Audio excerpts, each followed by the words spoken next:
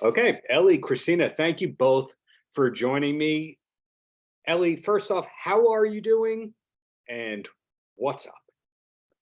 I'm good. Yeah, I'm really good. How are you doing? No complaints aside from this cold weather, which I know is hitting everybody. Same question at you, Christina. How's it going? What's up? And thank you. Good, yeah. Also good. Had some timing switched around today, so I'm coming to you live from my vehicle. So background's a little, but yeah, no, it's good. It's really good. There you go. Ellie, I see it as coffee o'clock still, and I can relate to that one. Yeah, yeah. What was the highlight for you in being part of Adult Adoption, the feature? Oh, for me? Yeah.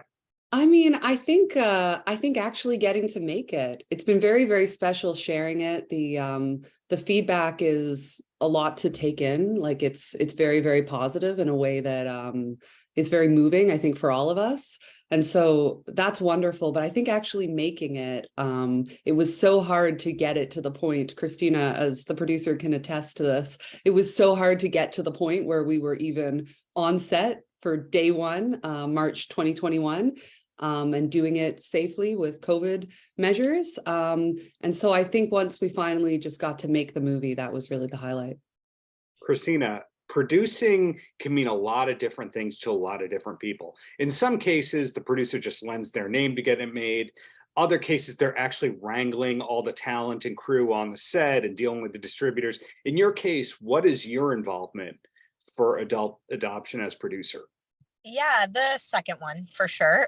Getting everything together, um, just from beginning to through to working with the distributors right now. So it was a very indie film, so it was all hands on deck, and everybody really everybody I think kind of gave their heart to the project, and it shows because we did have a very small budget, but everybody kind of gave their all. So yeah, definitely from day-to-day problem solving to contracts and all that. Yeah. The film has been very well regarded on the festival circuit to date, and Freestyle has helped getting it out into the world. But when was it actually finished, Christina? Yeah, so we shot it March 2020, 2021, like Ellie said, and then post was done in the summer of that year. So it was complete, I believe it was end of August that it was complete, end of August, beginning of September of 2021. And then we had our first festival screening at the Glasgow Film Festival in 2022. And then, yeah. Got it. Ellie, when we go through your credits, it's not always doing the same role. Sometimes you're on camera, sometimes you're writing, directing, producing. But what did you set out to do when you first put yourself into the entertainment field? Well, I should say I don't direct at all. I've never directed. Then the internet gods are wrong. Yeah, a lot of people, I think once you do more than one thing, a lot of people assume you do everything. But I'm basically just a writer and an actor, and I can assist with producing and stuff, but I'm not really, I wouldn't call myself a producer. But what did I set out to do? I mean, really acting and writing. Yeah, those were kind of my two interests, and I wasn't sure if they were going to be able to come together or live separately, and they've done a bit of both. So yeah.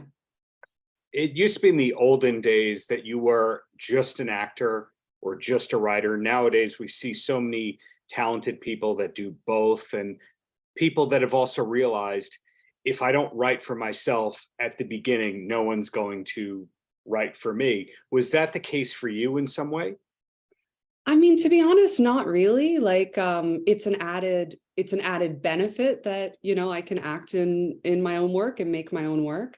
But I'm very driven as a writer, sort of regardless of my own acting opportunities. And, as a playwright, like I've written 3 plays, and I had to really be like forced to be in the first one. I really didn't want to be in it. And then the next 2 I got out of being in. So it's actually like, I'm quite driven as a writer, regardless of the opportunities as an actor. But I was very grateful to be in Adult Adoption, and I think it was the right thing for the movie. Christina, when did you get involved in the overall project? Because again, sometimes the producers day one, and then other times somebody backed out and they go, oh, okay, well, I'm going to step up and make this a reality. Yeah, it was near the beginning. Like it was a early drafts, I think I'd say, that I got involved. And then yeah, and then we took it from there. So the story was already there and a script. And then yeah, we kind of just went from there. How many, Christina, how many projects ago is this for you? Because to us, the everyday people, it's a new movie, but films take years to make. And then you, of course, have to work on the festival circuit. So to you, despite how fresh it is to me, it's an old movie. Kind of, yeah. I mean, it was because of COVID, we ended up kind of producing it twice or maybe three times because we were supposed to shoot in March 2020 and then obviously had to get shut down. So then we could raise a bit more money to do it in March 2021. And then, just, yeah, things happened kind of along the way. So it was, I feel like maybe 5 or 6 times we Wow. Different versions of it, but or at different stages, I should say. But yeah, but then there is always kind of like a new element to it, which is fun. So, and now this element's fun because you get to actually connect with people seeing it. You're not in your own little, vacuum. I admire that, Christina, that you stuck with it and saw it through with that whole process. What was it that led you to have that determination and know, okay, we're not quitting? Well, I really love the project. I love the story. I love the people. Like, overall, the whole cast and crew was great. Knox and Ellie, we worked together from very early in the process. So, it really helps. I think it really helps that they also were pushing it forward. I wasn't the only one putting the boulder up the hill, Yeah. So the fact that it was a team as well. And yeah, the project. And I'm also kind of just someone that once I say I'm going to do something, I do it. So that I think also is the stubbornness, which is a good thing sometimes. Good stubborn, for I'm sure. grateful for it. I'm grateful for your stubbornness. And Ellie, are you allowed to say what's next besides this new film? Yeah, well, actually, Knox and I think Christina as well, are going to make another film together that's going to be an adaptation of my second play, which is called What I Call Her. As I mentioned already, I didn't act in the play's premiere. I was actually off doing another play as an actor somewhere else, but I'm going to act in the film. So that's quite exciting. We did a read a few months ago, and it was so strange to read the text that I've written, that I've watched someone else perform and think, okay, I'm gonna take this on now. But I think we're all really excited for that. And it's something very, very different than adult adoption, like tonally, stylistically, it's gonna do something very different than adult adoption.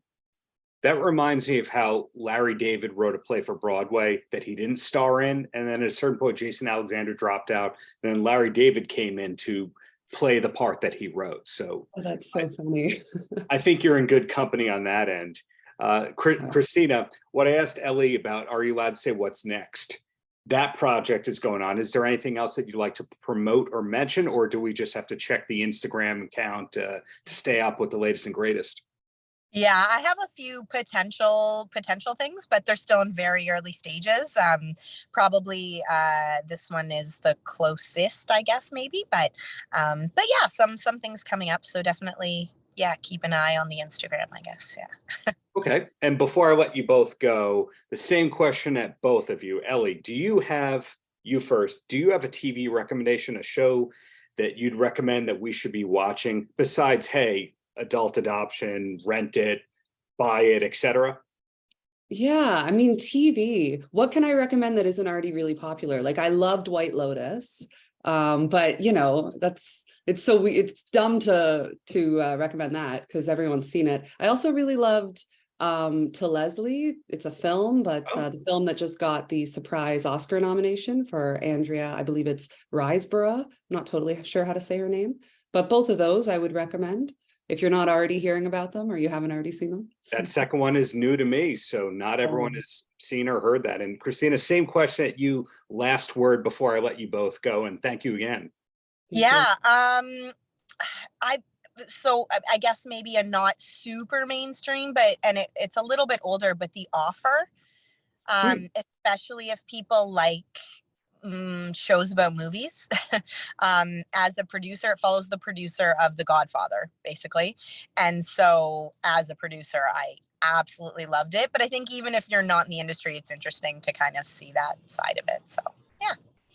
It helps make people realize that The Godfather 3 is not as bad as people remember it as, right? Yeah, I love all the Godfathers. So, well, again, thank you both for your time and looking forward to that next feature that you're working on. In the meantime, congratulations on seeing through a film that's funny, heartwarming, and thought-provoking at the same time. Thank you so much, Darren. Paltrocast.